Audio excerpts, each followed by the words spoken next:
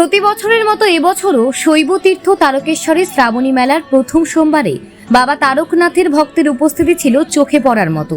শেওড়াফুলি গঙ্গার ঘাট থেকে জল তুলে পায়ে হেঁটে প্রায় 40 কিমি পথ অতিক্রম করে বাবার মাথায় জল ঢালতে বাংলা তথা বিহার, ঝাড়খণ্ড, ওড়িশা থেকে বহু ভক্ত হাজির হন। কেউ প্রতি বছর আসেন জল ঢালতে, আবার অনেকে এসেছেন মানত পূরণ হওয়ার জন্য, আবার অনেকে এসেছেন বাবার কাছে মানত করতে।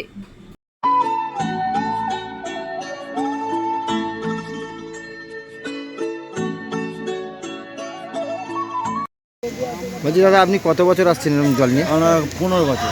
15 বছর আসছেন। কত দূর থেকে আসছেন আপনারা? আমরা আসছি diamond diamond Harbour. Diamond Harbour থেকে। ওখান থেকে মানে আপনি পায়ে হেঁটে কোথা থেকে আসছেন? পায়ে হেঁটে আসছি শেওড়াফুলি থেকে। শেওড়াফুলি থেকে তারকেশ্বর পায়ে হেঁটে এসছেন, এসে জল ঢালছেন। তো আপনার কি কোনো মানত ছিল না? না, এটা শখে? শখে নয়, এটা আমরা প্রতি বছর আসি। প্রতি বছরই আপনারা আসেন? 8 জন করে দল? আমরা 8 জন, কোনদিন 14 জন, 15 জন। আচ্ছা, কোনো বছর 8 জন, কোনো বছর 14 জন। ধন্যবাদ। আপনার নামটা? তেসাদ্দি পাট্টা।